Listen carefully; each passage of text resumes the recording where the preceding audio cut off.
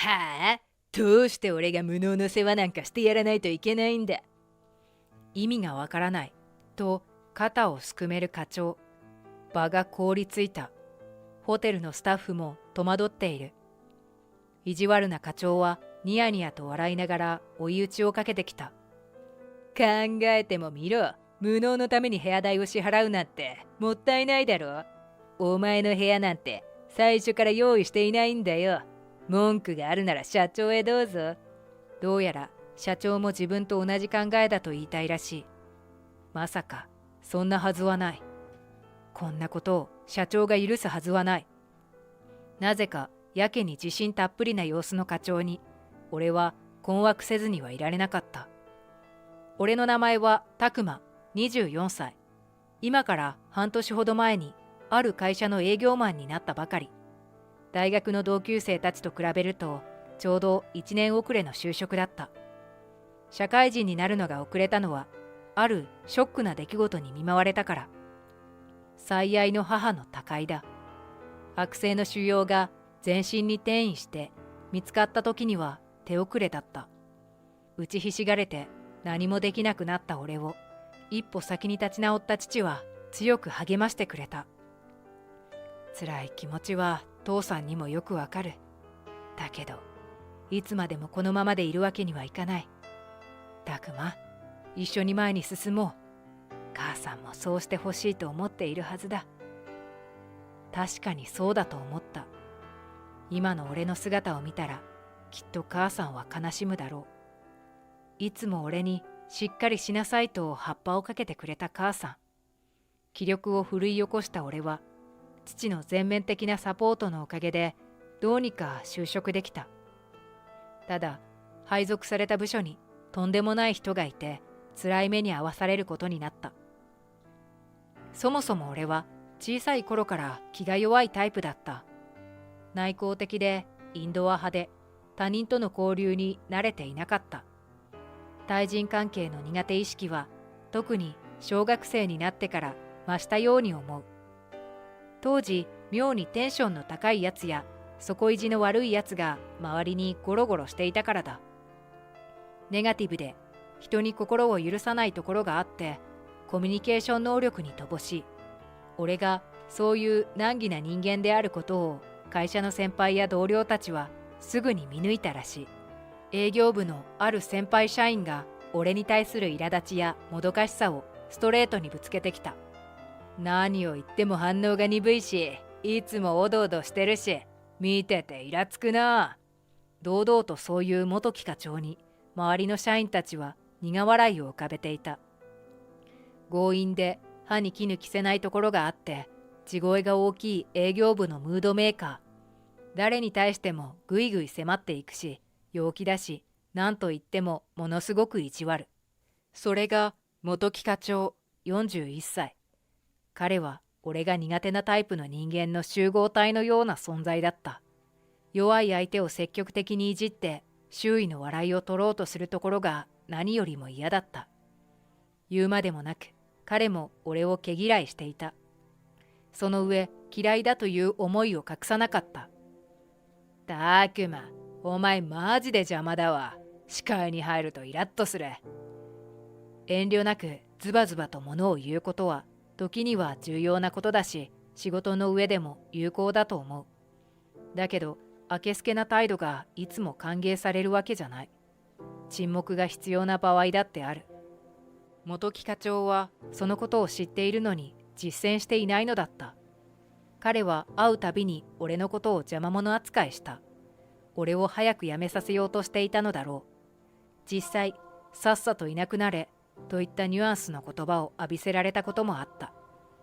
足手まといなんだよ。暗いし目つき悪いしノリも悪いし、何のためにいるんだ。なあ教えてくれよ。お前この会社に何しに来たんだよ。役立たずのくせに。最初から何でもできる新入社員なんていない。元木課長に反論したい気持ちを俺はぐっと飲み込んだ。正直あんな意地悪な上司がいる会社なんてすぐにも辞めたかった。だけどそんなことをしたら父の顔に泥を塗ってしまう。それだけは避けたい。それに今度こそ他人との関係を大事にしたい。そう思っていたのも事実だ。学生時代、俺は人との関わりをできるだけ避けてきた。これからはそうはいかない。俺が人の輪の中で生きていくことを天国の母さんもきっと願ってくれているだろう。だから逃げない。俺は元木課長からどんな態度を取られても歯を食いしばって耐えた。だけど、そうやって意地悪を受ける苦しみは思っていたよりも辛くて悲しいものだった。仕事のことなどろくにわからないのに、一人で電話番をしろと命じられたことがあった。全体会議が行われると連絡があったのに、俺だけ来なくていいと言われたりもした。どれもこれも元木課長の指示だったから、どんなに辛くても誰にも助けてもらえない。辛かった。密かに俺の身を案じてくれていたのは、総務部の巴先輩ただ一人だった。たくまくん、はいこれ、この前の全体会議の資料、コピーしておいたの。巴先輩、ありがとうございます。いつもすみません。たくまくんが謝ることはないよ。諸悪の根源は元木課長だし、そんな課長に対して何も言えない私たち他の社員にだって問題があるんだから。ほんと、ごめんね。巴先輩は俺より2歳年上の26歳。笑顔が素敵で話しやすい、おっとりとした感じの女性だった。後から知ったことだけれど、彼女には俺と同い年の弟がいるらしい。それで俺のことをどうしても放っておけなかったのだとか。悩みがあったら何でも話してほしい。俺はそんな巴先輩の優しさに甘えた。内気な性格のせいで人とコミュニケーションを取るのが苦手なこと。母の他界があまりにもショックで就職活動もままならなかったこと。俺はすべてを巴先輩に話した。彼女は俺の話を最後まで根気強く聞いてくれた。話してくれてありがとう。私、これからもたくまくんのことを応援するからね。だから元気を出して、巴先輩はそう言って俺を励ましてくれた。自分には味方がいる。何でも話せる相手がいる。そう思えることはある種の強みだ。俺は前よりも出勤するのが嫌じゃなくなった。間違いなく巴先輩のおかげだと思う。だが、いくら俺が前向きになれても嫌がらせがやむわけじゃなかった。むしろ俺が何も言わないのをいいことに、元木課長の行為はエスカレートした。ムードメーカーを辞任する元木課長。だけどフロアを明るくするなんてただの建前。弱い相手をサンドバッグにしてストレスを解消したいというのが本音に違いなかった。例えば彼は俺のことを名前で呼んだりはしない。呼ぶときは必ず別称を使った。おい無能、お前だよ、低能野郎。脳なしが自覚が足りないんじゃないか。俺は意地でも返事をしなかった。そのせいで余計に関係が悪くなった。残念ながら俺は脳なし呼ばわりされてヘラヘラと返事ができるような性格じゃない。俺がもっと軽薄なお調子者だったら今みたいな状況に陥ることはなかったのだろうか。元木課長は積極的に俺を邪魔者扱いして何をするにも頭数に入れようとしなかった。こんなこともあった。土曜の夜、何気なくスマホを見ていた時のことだ。会社のグループ LINE にある画像がアップされた。写っていたのは飲み会の様子。課長以下同じ部署の同僚全員が一堂に会して久しぶりの飲み会を楽しんでいた。ただしその場に俺はいない。そんな飲み会が開かれるということ自体知らなかった。一人だけ仲間外れ。俺は強い疎外感に苛まれた。自己肯定感はだだ下がり。巴先輩の存在がなければ俺はもっと落ち込んでいたに違いない。飲み会のことを LINE で連絡すると、巴先輩からすぐに電話があった。たくまくん、こんなことで落ち込んじゃダメよ。向こうがやっているのは低レベルないたずら以外の何でもない。大人としてすごく恥ずかしいことなんだから。巴先輩、そうですよね。ありがとうございます。つくづく嫌な上司だよね、元木課長って。ムードメーカーみたいなところがあるけど、あの人を煙たがっている社員、本当はすごく多いよ。嫌がらせに負けないでね。はい、本当にありがとうございます。先輩と話してよかったです。実際、他の部署では元木課長の評判はそれほど良くなかった。巴先輩の言う通り、あまりにも大人げなくて意地悪なところばかり目立つからだ。だけど、俺がいる部署は依然として元木課長の支配下にあって誰も逆らえなかった。そんな元木課長はやがて部下たちもドン引きするような嫌がらせを連発し始めた。ある日、俺は教育係を務めてくれていた同じ部署の先輩から見放された。一方的に距離を置かれた形だった。元木課長がもういいと言ったらしい。部署の一員として俺の活躍には期待しないそうだった。その後命じられたのは雑用。俺は毎日毎日お茶組みをさせられ、弁当代を集めさせられ、郵便物の配布をさせられた。誰かがしなきゃいけない作業だと自分に言い聞かせないとどうにかなりそうだった。逆に日常の業務は何一つ任せられない。同僚たちは忙しそうなのに、俺だけは暇な状態。楽といえば楽だけれど、手持ち無沙汰でどうしようもなくて、すごく居心地が悪かった。たまりかねて同僚の一人に手伝いを申し出ると、その話を聞きつけた元木課長が、おいこら、無能、誰がお前にそんな勝手なことをしろと言った。課長、いえ、別に誰からも命じられてはいませんが、手が空いていたので。余計なことをするな。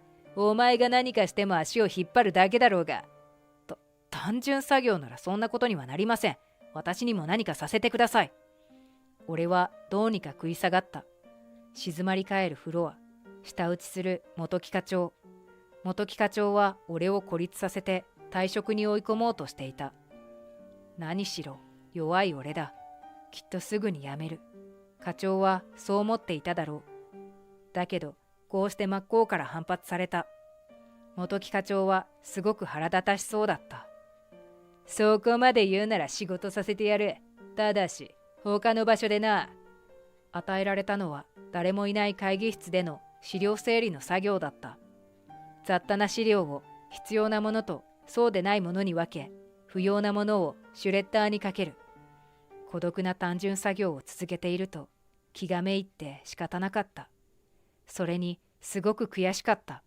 半人前扱いされて隔離されるのがこんなにも辛いことだなんて生まれて初めて知った。おい、サボってないだろうな。元木課長はたまに自分の方から俺の様子を見に来た。どうやら俺が必要な書類まで処分していないか確認していたらしい。重要度が高い資料は俺が黙っていても元木課長が勝手に持っていった。そんな時だった。珍しいこともあるものだ。会議室にふらりと社長がやってきた。社長、お疲れ様です。途端に笑顔になる元木課長。俺も黙って頭を下げた。社長はうなずいた。俺の作業が気になったのか、社長は首をかしげた。今、書類の整理と処分をさせているところです。こいつは本当にダメで、まだこれくらいの単純作業しか任せられませんから。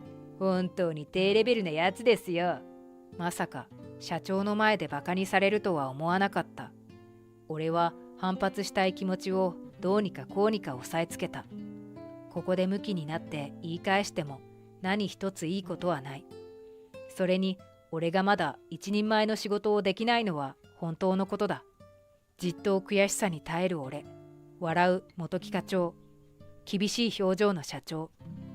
すると社長はヘラヘラと笑い続ける元木課長のことを鋭く睨んだ。君たち先輩社員の教育は完璧なのにか？きちんと指導してそれでも使い物にならなくてだからダメだと言っているのか？そのあたりをはっきりさせなさい。はい、教育はまだ完璧とまでは。だったら低レベル扱いするのは気が早いんじゃないか。違うかね。はい、おっしゃる通りです。元木くん、はっきり言わせてもらうが、君は評判が悪いぞ。人間、どこにいても和というものを重んじなければいけない。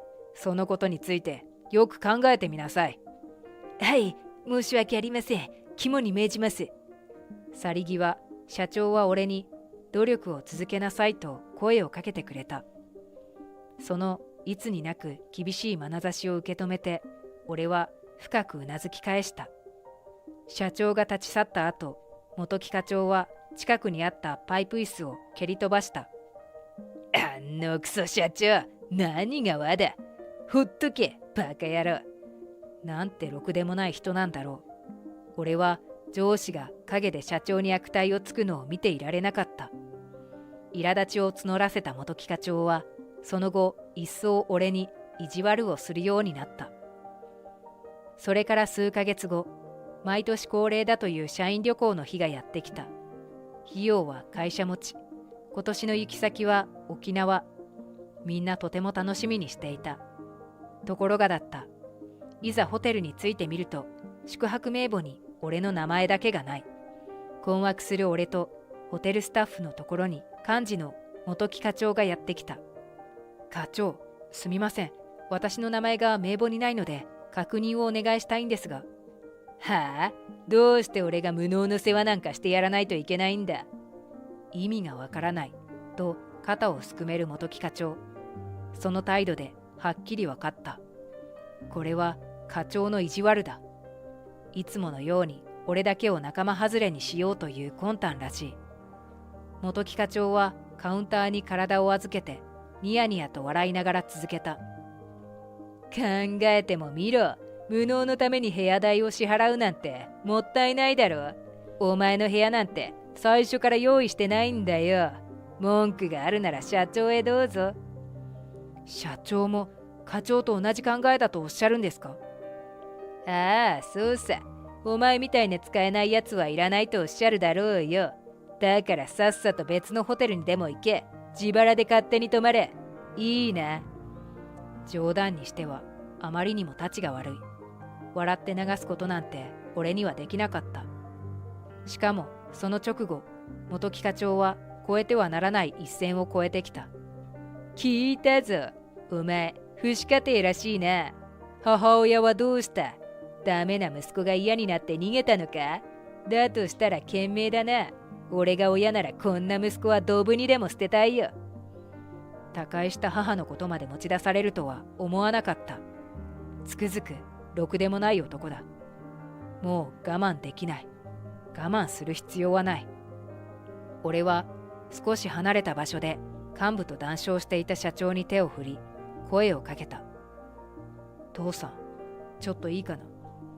その瞬間の同僚たちの驚きようと言ったらなかった。黙ってやってくる社長、もとい俺の父、無然とした表情だ。無理もない。会社では父とは呼ばないと約束していたのだから。カウンターの元木課長は真っ青になって口をパクパクさせている。父さん？親子？父さん、課長クビでいいよ。こんな最低な人とは一緒に働けないよ。俺は自分が元木課長から何をされ何を言われたか詳しく話した。父は言い訳をしようとする課長を制し、俺の話を最後まで聞いてくれた。課長が母のことを持ち出して俺をバカにしたと知ると、父は憤怒の表情になった。元木、貴様は何様のつもりだ。息子だけでなく妻まで愚弄するのか。申し訳ありません。社長のご子息だとは知らなかったんです。一人の社員として扱うために親子関係を伏せていただけだ。そもそも貴様、部下を何だと思っている。目下が相手なら何を言っても許されるのか。私と血縁があろうとなかろうと関係ない。人の輪を重んじろと言われたことを忘れたか。申し訳ありませんでした。エントランスで土下座する元木課長。急遽課長は幹事役から降ろされることになった。さらに旅行が終わると課長は遠方にある関連会社の工場に出向することになった。社長曰く、きつい環境に身を置かせて自分を見つめ直すための機会を与えるらしい。課長はがっくりと肩を落として会社から去って、その後もう戻っては来なかった。意地悪なムードメーカーがいなくなったことで、会社は前よりずっと風通しが良くなった。俺も社長との親子関係を明らかにしたせいでもあるけれど、以前より働きやすくなった。少しずつだけど成長しているし、仕事の成果も出せている。巴先輩も助けてくれる。これからますます頑張って会社に貢献していきたいと思っている。